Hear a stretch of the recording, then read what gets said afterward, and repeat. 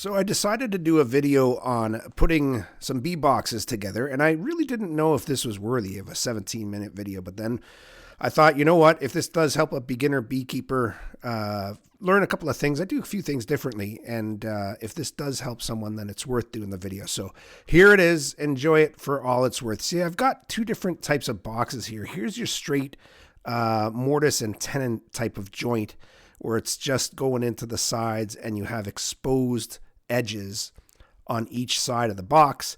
And then you've got this one over here, which is a dovetail or a half dovetail, which hides half of the joint, half of the seam. It means that you only have the exposed end on one side of the box. By far, that is the nicest. It's probably also the strongest because it's got more surface area that's less exposed.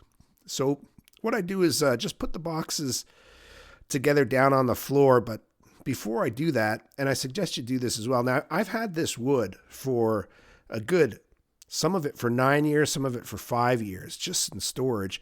So what I suggest you do before you even buy the wood is inspect it. Look for stuff like this, okay? This is going to be a problem because, you see, it's a crack leading from a knot. The knot goes all the way through to the other side, and so does the crack. You'll see it here on the other side as well. So that's a piece of wood that's really likely to split, right? So if you've already bought it and you've got it sitting at home like I do for some reason, you can see it's moving just by me bending it by hand. So you got to fix that. And easiest way to fix that is just to go ahead and fill it with some wood glue. If you wanted to do it a little more advanced, you might fill it with wood glue and then clamp it so that you close it. But I thought that filling it with wood glue is probably going to be more than enough, and letting it sit so that the glue goes all the way through to the other side, and then that will be pretty solid. That piece of wood will not fail at that joint when you fill it up with wood glue.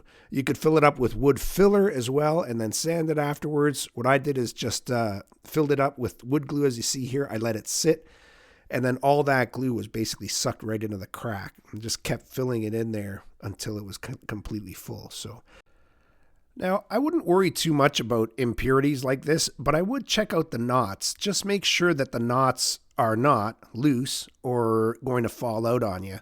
Because if they do fall out, and that has happened to me in some boxes, then you're going to have an issue. You're going to have a big hole in your bee box, and that's not good for your bees. So have a good look at all your wood and make sure it's all in good shape. If you need to make any repairs to it, now's the time to do it. Or even better, check it out before you walk out of the shop with it or before you order it online. If you're able to view it, have a once-over to make sure that it's not going to cause any problems. So when you go to start gluing it here, you just make sure it's nice and clean. If there's any sawdust in there, get rid of it. You can blow it out and just take it out with your hands. And just put enough glue, not only in the sockets here, but I'm putting glue on the flat faces that are going to touch each other as well. See, I'll put glue in between the empty sockets there. And then just grab something that you can spread it around just to make sure that whole surface area is covered. You want to basically be able to put enough glue in there that once you compress it and put it all together, the glue just starts to come out of the socket, right? You don't want it pouring out. You don't want to put so much that it pours out, and you don't want to put not enough. And you can see in this case, once you just push it in there, it actually holds itself in place. So you get all your glue in, get all your pieces together. And then really the last pieces are what you have to bring in some mechanical help with. Usually it depends on your wood and obviously how long it's been sitting and whether it's all come out of the same lot at the same time, because this one's going to need a bit of an inducement to get in. What you got to do is kind of set it up close to square. Find something like a 2x4 to be able to tap it all home, right? And you can see here that first tap didn't really go anywhere. And the reason why it didn't is just because the box is not close enough to square right now. So if it's not close to square, the angles are not going to work as well. And you see here, I just figured that out and I give it a little tap on the side there just to eyeball the square. We'll be talking more about that in a minute here. But yeah, just to eyeball the square. And then now you can see that both sides are starting to go in really nicely and starting to form that nice box. Now, if you can see here, I turn the 2x4 up on edge just to finish it with a hard hit. Make sure you're working on a solid surface. So I've got it on my concrete floor here. And you can see, make sure you're wearing safety socks like I am just in case, you know, the 2x4 slips. Yeah, you know what I mean. So, yeah, so then you check it out. Now the box is together. You check both sides. Generally, you just have to strike one side and the other one comes in, but this one is still sitting out a little ways at the bottom there. So I'm going to just give that a little love tap as well and get it all together. See, I'm just eyeballing the square there for now and then just giving it a bit of a final tap. This time holding on to the 2x4 I find works better. And what you need to look at here is not the outside of the tenons or the mortises, whatever the outside parts, the outside corners are. They're still sticking out a little ways. You got to make sure the box is square, and there I've tested it for square. But then the most important thing is this inside seam. It's the inside seam that has to be touching. There has to be no space. And you can see with almost all of these, I think, there's just a bit of glue starting to come out in some spots. So that tells me I'm using the right amount of glue. You don't have to overdo it with the glue. Not too much, not too little. This is a pretty good amount. You can clean that up with a wet rag if you want or with your finger. But generally, those are really good inside joints, right? They're perfectly flush. There's no space. Now you just have to finish up by making sure one more time that it's square. This is the most important thing about putting these boxes together. They have to be perfectly square. Thank you. Thumbs up.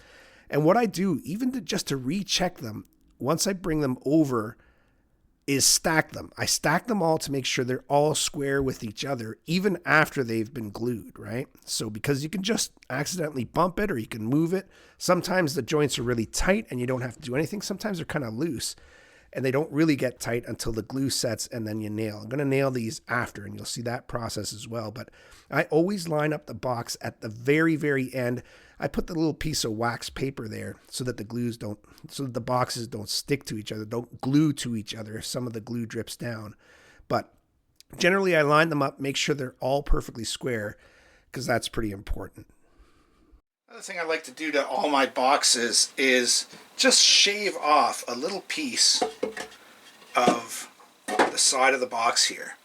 And what I do, let's see if I can just do it here by hand. I just take a little bit of the side of the box out.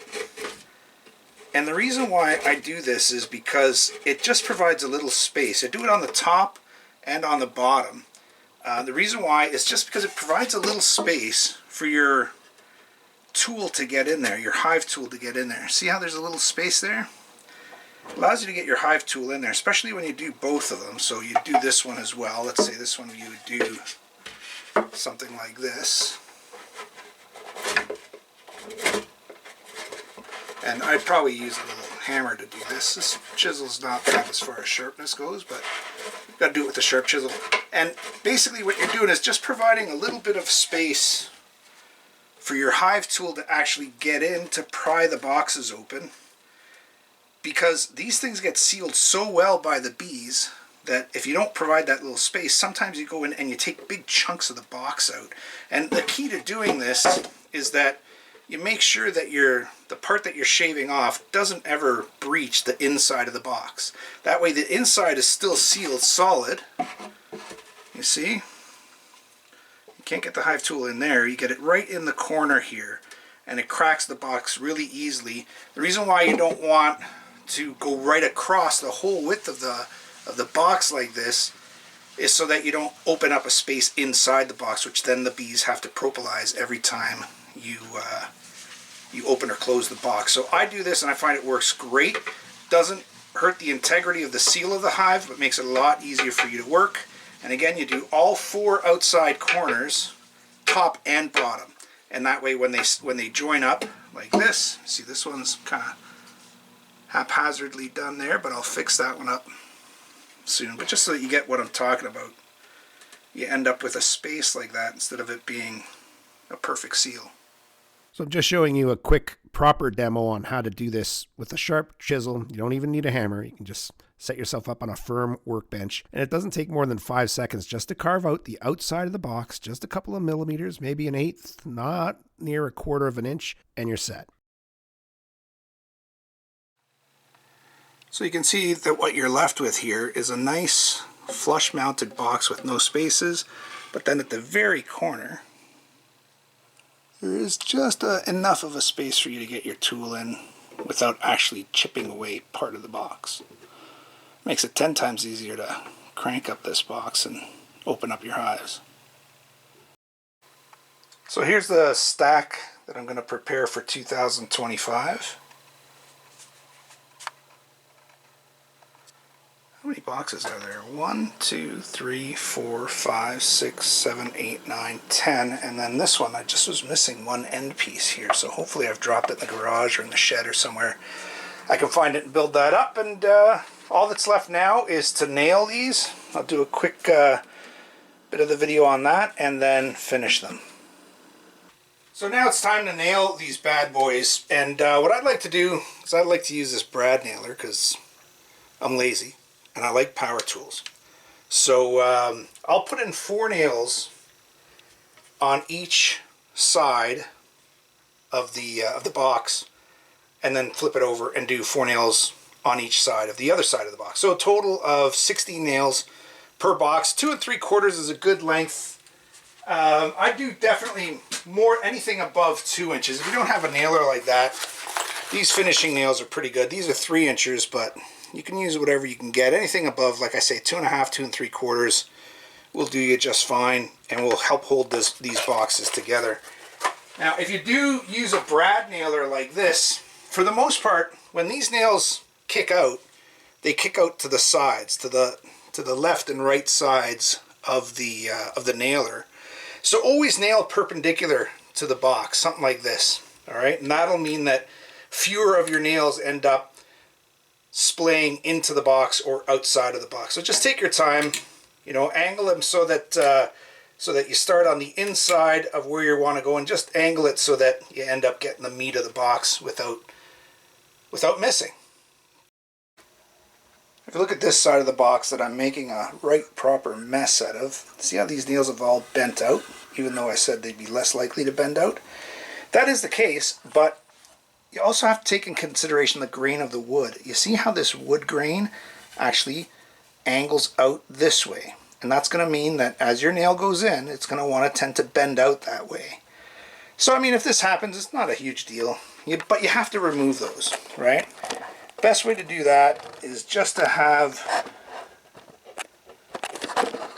a decent set of nail pullers like this. And just take your time and pull them out. And you can damage these boxes really easily. They're just very, very soft pine. So if you can get some piece of wood behind it like this, and then just grip it. If you are using these brad nails, they're really soft and they really break easily. So you don't have to hold them too hard. You just kind of grab them, pry, and try not to destroy your box like I'm doing. Well, this one bent out and back in. Wow. Okay, that's interesting. Just grab it as close as you can to where it's coming out. There you go. Okay, so I destroyed the box and broke the nail. Did everything I just told you not to do.